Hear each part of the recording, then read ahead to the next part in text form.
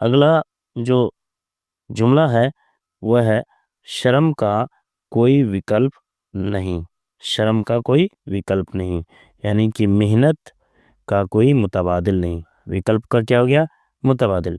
और शर्म का क्या हो गया? मेहनत। तो इस तरह से अगला जुमला है हमारा, हमें देश की एकता को बनाए रखना चाहिए।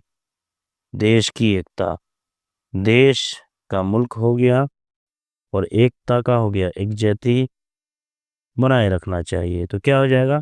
हमें मुल्क की एकजहती को बरकरार रखना चाहिए।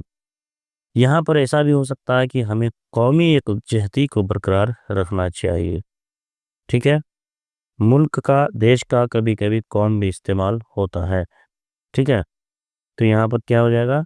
कौमी यकजहती, कौमी यकजहती।